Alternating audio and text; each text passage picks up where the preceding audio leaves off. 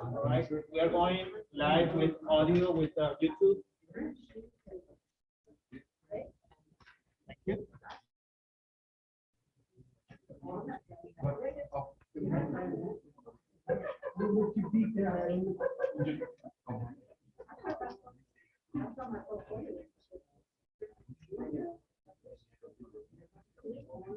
Okay, Dr. Perez.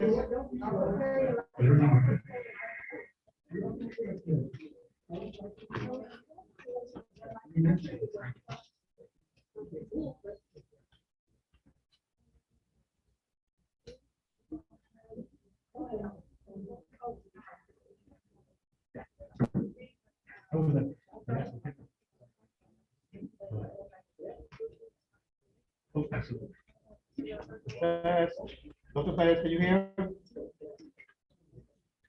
Yes, I can hear. Yes, I'm just muted for now. Thank you. Thank you.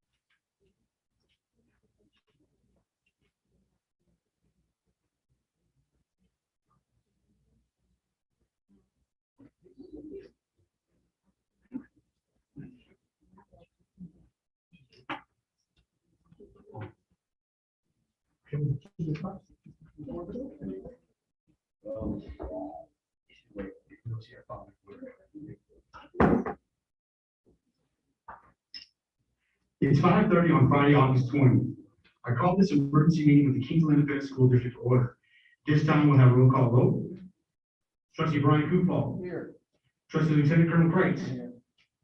Trustee Garcia. Here. Trustee Ramos. Here. Trustee James Gucci. Here. Trustee Delamasina. Here. And Trustee Corey Garcia is present. Let the record show there is a quorum of board members present, and that this meeting has been posted in accordance with Government Code, Chapter 551, State of Texas Open Meetings Act. Before we continue, let the record also show that on Zoom we have our Superintendent of Schools, Dr. Cecilia Reynolds Pettis. Dr. Pettis, can you hear us? Yes, I can. I can hear you very clearly. Thank you. Also, too, let the record show that we also have our legal counsel representation from Hamlet, Deborah Castillo Law Firm, Mr. Nick Maddox. Mr. Nick Maddox, can you hear us as well? Yes, sir. Good evening, board. Thank you so much. At this time, we move on to the moment of silence, followed by the Pledge of Allegiance along with the Texas Pledge.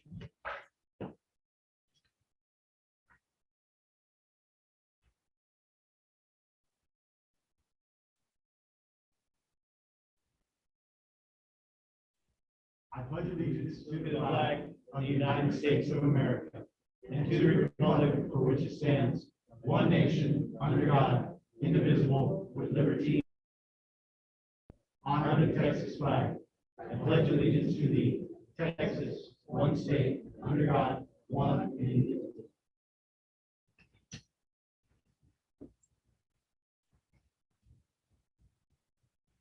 This meeting will be live video streamed at https://bit.ly/3SROLQR. This time we move to the item agenda number 4, the adoption of the agenda. Do I have a motion to adopt the agenda? And made by Lieutenant Colonel Kreitz. Is there a second? Seconded by Mr. David Garcia. Any further discussion? We proceed to vote. All those in favor say aye. Aye. Those opposed say nay. Motion carries 7-0. This time we move on to item number 5, which would be public participation. At this time, we have one person that has signed up to address the board. And again, it would be Ms. Tamara D. Guillen. She is a parent. Again, the topic we're talking about would be masks recommended to be part of the dress code. So Ms. Guillen, am I correct? Yes. If you could approach the podium over there.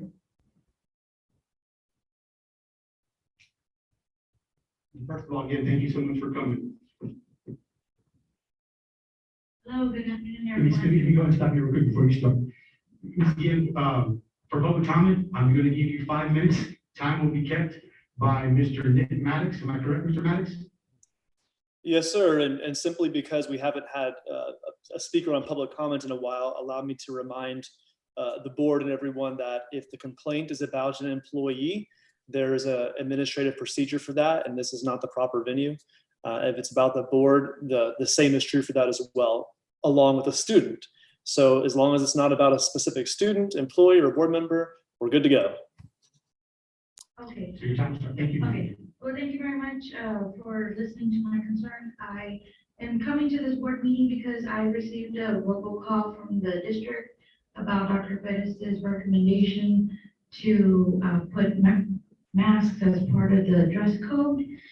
A couple of concerns that I have is that, yes, I know that Governor Abbott's mask mandate has been lifted due to legal stuff. So right now, schools can mandate. So, but my concern is that in doing some research, this mask mandate is still kind of going against the aversion techniques in Senate Bill 217, which actually was taken into effect September 1st, 2019, so before all this COVID started. And some of my concerns is, I had highlighted on this bill some of my concerns, which line 7 states impairs the student's breathing, including any procedure that involves subpart B, obstructing the student's airway, including placing an object in, on, or over the student's mouth or nose, or placing a bag cover or mask over the student's face. This bill it touches up on these aversion techniques. Another one is line 10 inhibits, reduces, or hinders the student's ability to communicate. Line 13, Section B, a school district or school district employee or volunteer or an independent contractor of a school district may not apply an aversion technique or by authorization, order, or consent cause an aversion technique to be applied to the student. However, may be used if it does not cause the student pain or discomfort. So the reason why I outlined these, I have 2 children, actually 3 children that are going to this district, 2 of which will be greatly impacted by this mask mandate, wearing it for such a long time during the day. One of them has ADHD and has anxiety, so him having the mask covered up for that long of a period will cause him to have some kind of like small panic attack. However, it is not that much of an issue to where the medical doctors seem that as, he can, be excused or have a medical note to not wear the mask mandate. And he is on medication, but he still reacts differently than other kids. Another child of mine is my stepson, and he really doesn't speak. He's verbal, but he hardly speaks. And so part of these points that I pointed out mainly were directed toward my children. He has a mask on, you're gonna hardly hear him. He hardly talks to begin with. I've had teachers last year that would call me, email me, tell me, well, he's not participating. When we ask him a question, he doesn't answer, and if he doesn't answer, we can't hear him. That's just the way he is. He was born a little bit different, so he does not talk unless he's comfortable with you. So that was another reason. And then my third concern is if this mask mandate is set as part of the dress code due to the prevention of COVID infections, I understand everybody's concerned about that, then online learning should also be incorporated during this upcoming year as an option for parents. So those were my concerns that I wanted to bring up to the board. And that was it. Thank you. Thank you. Thank you, Ms. Gannigan. Appreciate it.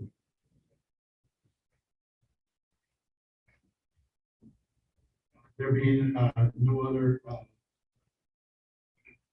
individuals that have signed up for the public hearing, to address the board, we'll go ahead and move on to new business item number 6. Item number 6A, discussion and possible action regarding KISD procedures in response to the corona disease COVID-19 pandemic. Dr. Perez.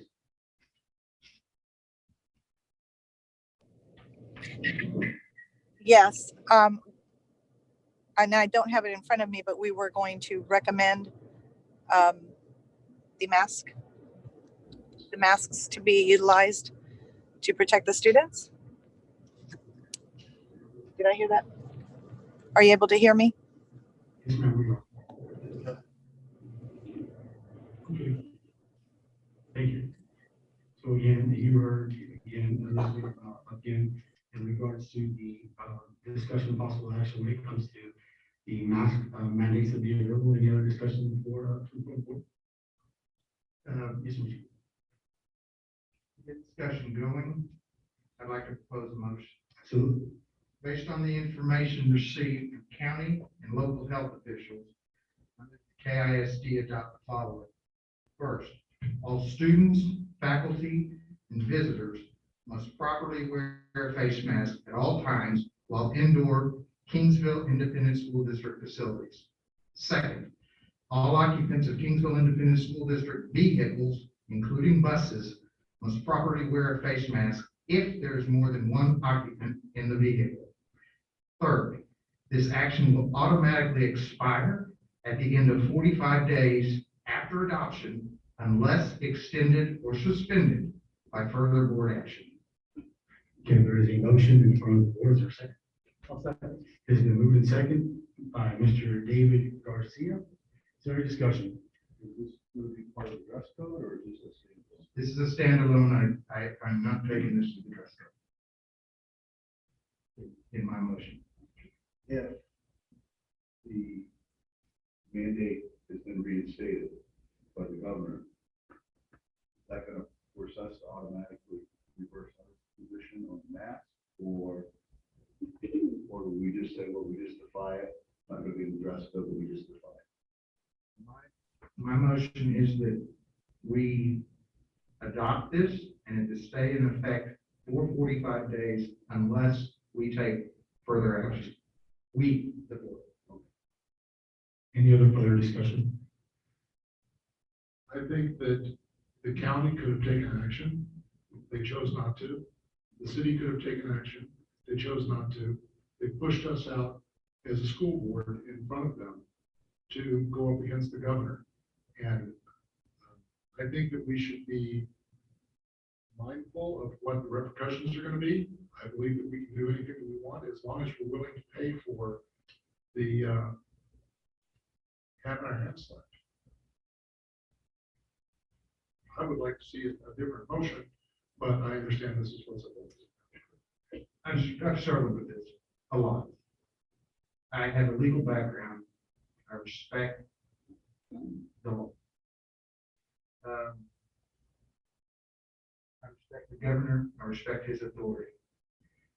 And I've struggled with this, and the healthcare professionals that I've spoken with have convinced me that at this moment in time, in Claiborne County, Kingsville Independent School District, I believe this is the most responsible action I can take.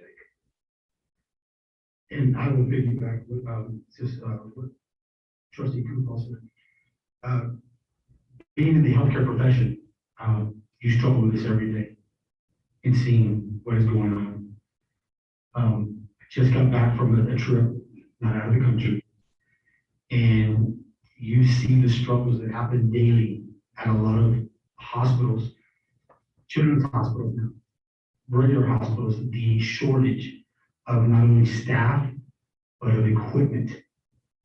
And I do respect a lot of the decisions that some of the other board members has of other entities not being, taking a step forward. But again, I feel again that I will continue to be proactive instead of reactive. And again, as a trustee and as a parent, I entrust that the school does everything possible, like we do each and every day, not only to educate our kids, but to keep them safe along with our staff and faculty. Anybody else? Yeah, I'd like to see that this be a completely different approach. I honestly believe that the mask is, masking the real issue here. I don't understand, because no one's explained yet, we haven't had a discussion on how this is going to be enforced, how kids are going to be reprimanded for not wearing a mask. And I just don't know how good of an example that is for a kid to get in trouble for obeying the law. I believe that there's other options that could be considered that have not been spoken about by the board, such as distance learning. And I honestly am in the same boat as the lady who spoke earlier, public participation. I don't know how my son is going to see what the heck the teacher's saying. I don't understand how the teacher's going to understand my kid. I think this is blanketed. And I think we're masking the mask issue because there's other issues going on here. I believe there should be different available options, and I'd really like to know what we're going to do to a kid for obeying the law. I totally agree with Ms. Ramos. However, I think we do need to be proactive instead of reactive. And I personally went through this. And until it hits your family, do you understand the importance of it? Anybody else when it comes to the discussion we're having when it comes to the motion Mr. Falk has made and then second by trustee Garcia? Mr. Garza, our mission, I was looking at it here earlier today, is of KISD is of course to provide safe, and we're going to provide a safe and challenging academic environment for our kids, and we are up against a giant right now, and you heard that last night with the hospital director and some of the other superintendents. And I like the motion. The reason being is it's not a permanent, it's a 45-day. Let's look at it and see where we're at. Let's put a stop to these cases, and then we work diligently one with another and see where we can go to get our kids back into a little bit of normalcy. But right now, I can't have that. With those kids, we are their voice. The kids need protection, and I'll always vote on the safety of our kids. Let's just give it a break. If the safety of our kids is the number one concern, we're going to lose money because we have chosen not to put them in a mask. Then let's go ahead and lose the money and teach them from home and distance education. If we set ourselves up that we're going to lose the money, let's lose the money for the best. I think that's distance education. This is a problem we have to look at. I believe it should be military viewpoint. And it says do the most amount of good for the most amount of people. And in this case, the good, even if it's just another layer of protection, has to prevail because we can handle those who feel they are harmed on an individual basis, not part of policy. It reverts back to the superintendent and the principals to say, okay, I understand your situation. This is what we'll do for you.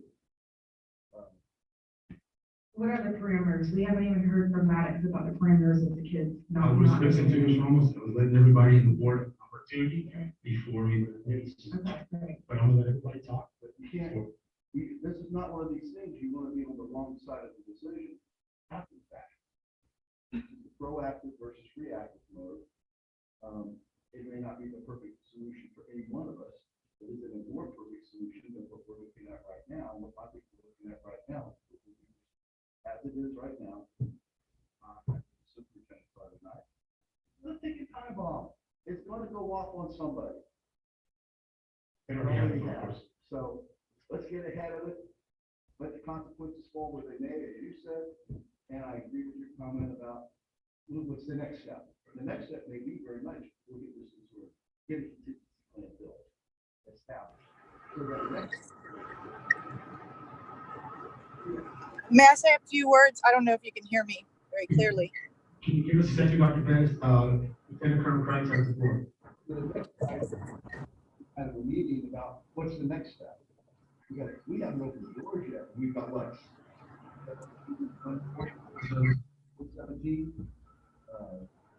That's just what they caught from grandma or their older brother. So let's, this guys, this is going to come and it's not a decision, but I think there's a more perfect action we can take. Okay, go ahead, Dr. Pettis, you have the floor.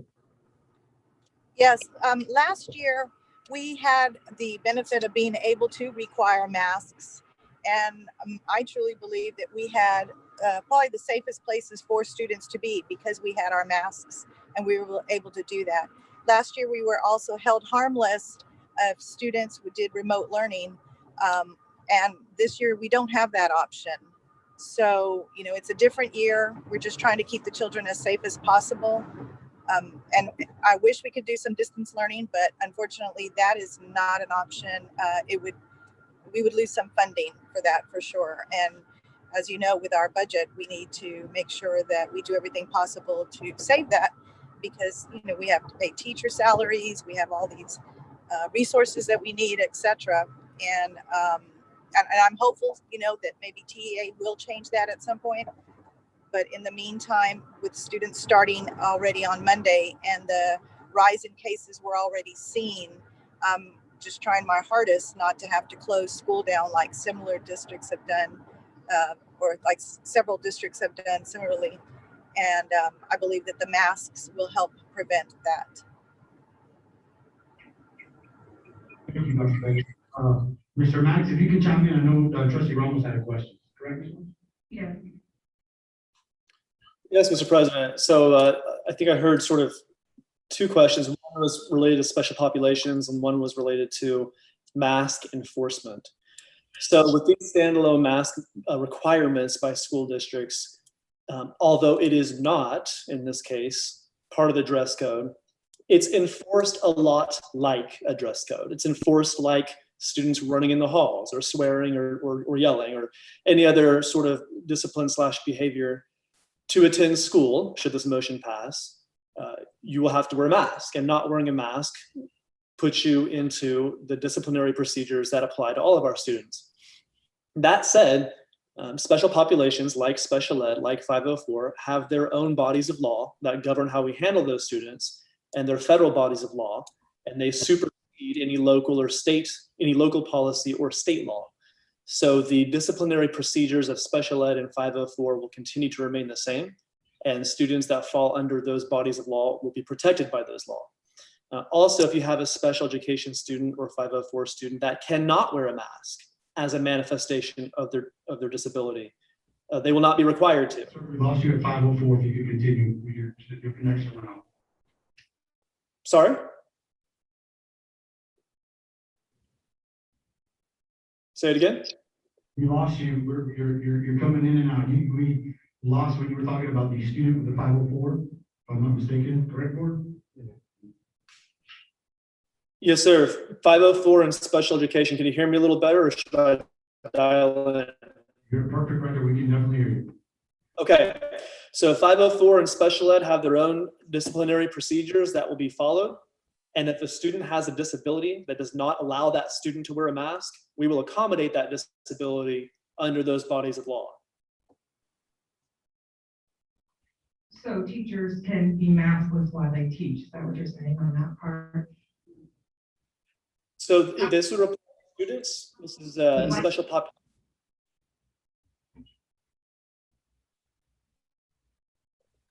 So an employee with a medical condition would be protected under the Americans with Disabilities Act and other bodies of law of that nature.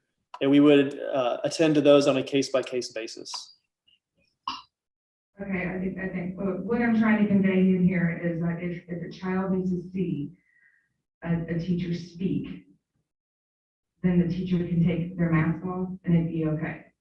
And if a child or a kid is walking the halls and is told to put his mask on and refuses to do so, refuses to break the law, then they'll get whatever on their permanent discipline record. Is that correct?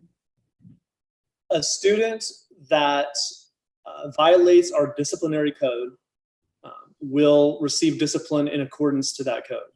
And a student that needs to be able to see a teacher teaching will be accommodated, whether that's the teacher removing their mask or whether that's a screen with a written language or a video. I mean, there's several ways we could possibly accommodate that. So as long as we are accommodating that disability in some form or fashion. So it becomes on the student's discipline record. If it is a violation that warrants that pursuant to our handbook and our code of conduct, then yes, conceivably. Any other questions for our legal? Okay, well, I think we've had a pretty healthy discussion. There is actually a motion in front of the board as we speak. It's seconded, and I'll go ahead and read the motion again. The motion before the board is that all students, faculty, and visitors must properly wear a face mask at all times while indoor Kingsville Independent School District facilities. All occupants of Kingsville Independent School District vehicles, including buses, must properly wear a face mask if there is more than one occupant in the vehicle. This action will automatically expire at the end of 45 days after adoption unless extended or suspended by further board action. Again, there's the motion that was presented. Second, we had a healthy discussion. I'll go ahead and move on to a roll call vote. This time, we're going to start with the roll call vote. Mr. James Lucy. No. Lieutenant Colonel Kreitz. Yes. Ms. Delma Salinas. Yes. Ms. Elizabeth Ramos. No. Mr. David Garcia. Yes. Mr. Brian Kufal. Yes. And Mr. Corey Garza votes yes. Motion carries 5-2.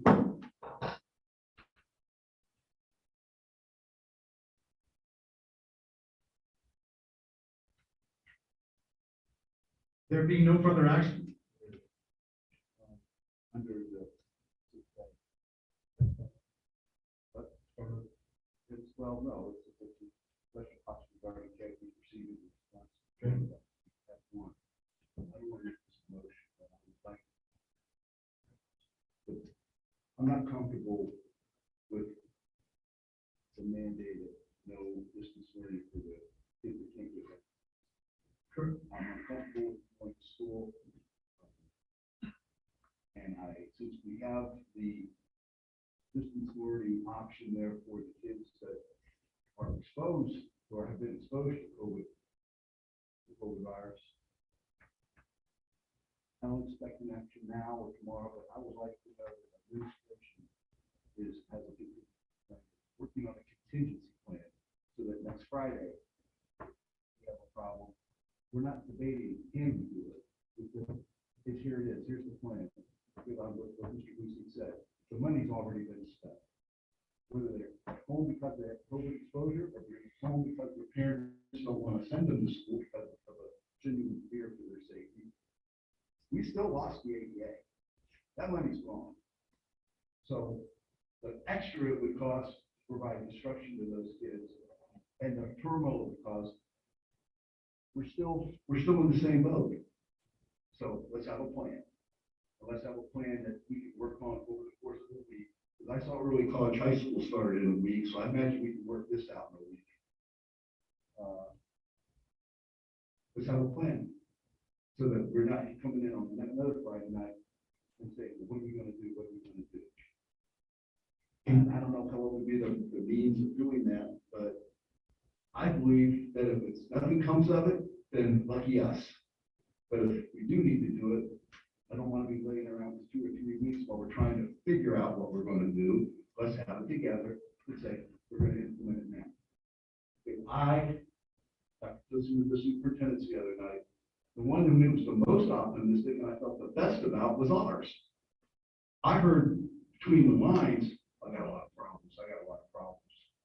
So I'm not so naive to think that those problems are going to come through. So we've done what we can as far as masking. Let's go to the next step. If we don't have to take that step, great. But to not do it, and then 2 weeks from now, we're going, what are we going to do? Because we got 50 kids, 100 kids. We don't know who's going to show up on Monday. We think we know the numbers. What do we do if the numbers are way low and then we start investigating? We find out they just don't want to send their kids because they're concerned about their kids' safety. And that's despite all the things that we've done to mitigate that.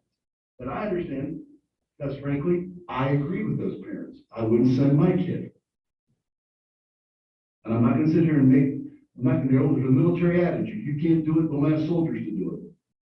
Well, if I'm unwilling to do it, why am I asking parents to do it? Something that I'm not willing to, I wouldn't be willing to do myself. So I'd like to see some contingency plans. And I'd like that, reportable item to the board that are at a very early time, not a kick the can down the road type of thing. And you're correct, Earl, because if you recall, this board had talked about that earlier and said that pretty much every board meeting we wanted an update on COVID procedures and policies. And you're correct, I think we started on the right step, but you're right, we cannot wait down the road. And I think this upcoming regular board meeting will have some type of update from Dr. Bettis and her staff, because you're right, and I think again, if you recall, we all came to the agreement in some form of fashion that we would have some type of discussion or actually information from administration when it came to any type of other COVID-19 procedures, either being from the state, the feds, or from our local, coming from local. Nothing else, Mr. Garza. What's the trip point?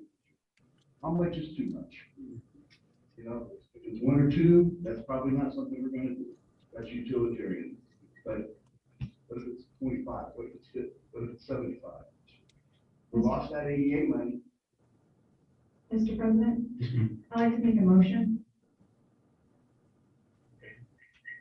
Make a motion that 6 through 11-year-olds attending KISD and their parent have the option to either send their child to face-to-face or an option for remote learning since they're unable to get the vaccine.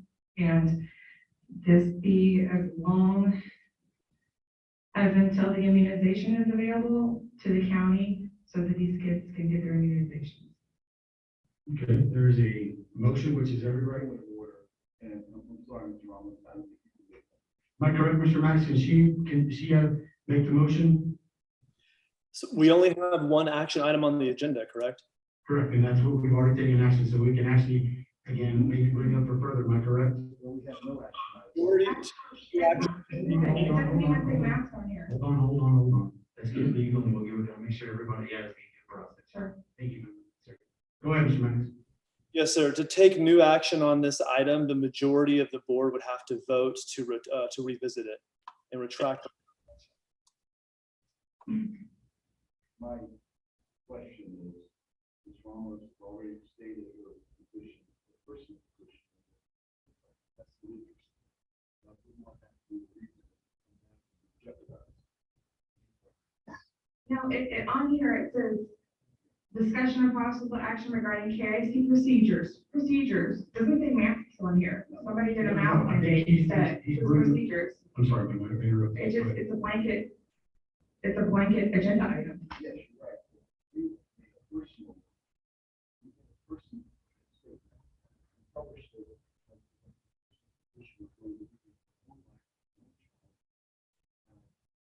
asking the question. It's not, my kid's not going to KISD, so I guess it's not.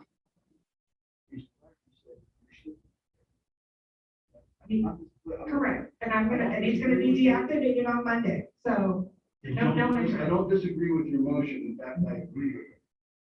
The point is that by making it, are you jeopardizing? Well, my wife, my husband, my brother, my sister don't go to school, are employed here, so, you know, that's. Let's get it legal. Mr. Maddox. Yes, sir. So I cannot hear Colonel Kreitz because he wasn't speaking to the mic, but if Ms. Ramos wants to make a motion to reconsider the prior agenda item, we would need a majority vote on that motion, and then we'd be in a position to re-discuss and re-vote on that item. Otherwise, the board needs to move on because we have no other business before the board.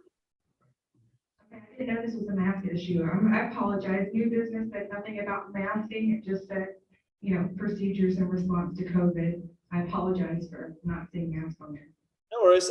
I believe it's the intent of the administration to adopt this as an administrative procedure once she has board approval to do so. It's not written on the agenda. It's not clear at all. I'm always wrong. So it's okay. I don't think anybody's calling you wrong, Ms. Ramos. But again, correct me if I'm wrong, Mr. Max, you said that Ms. Ramos wanted to make a motion. She had every right to, correct? She does, to make a motion to reconsider the prior action item. I'm sorry. Could you repeat that motion, because is it And nowhere on here does it say We've already passed that. count, does it count for what we just enacted? no, it's just an extra procedure in response to COVID. Let's just let the motion. Mask or no mask. All right. If you, I want you to repeat your motion if you don't mind. Okay. My motion is to allow Hold on, let me write this down. parents and students of those 6 to 11 who are unable to get vaccinated the option to remote learn vaccinations are available for those in the county.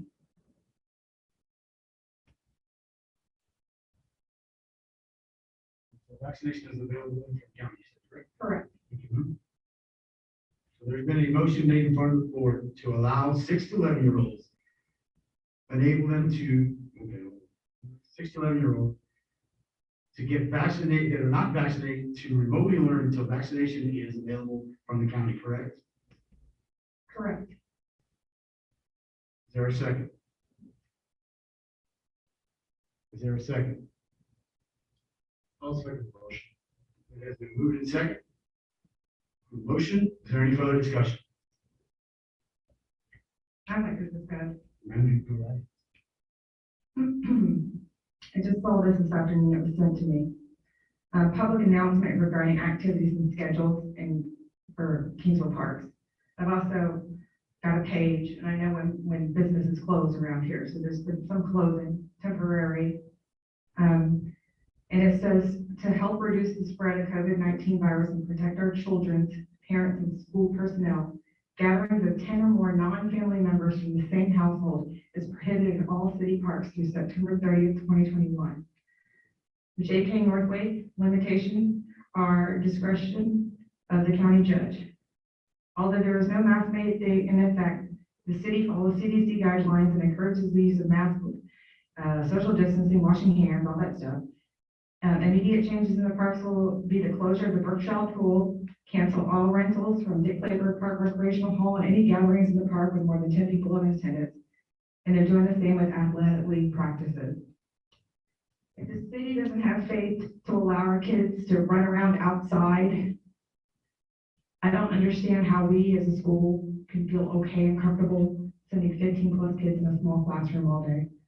I really feel like we're gearing up these little ones with little military outfits on, and everybody's at the admin building, very comfortable.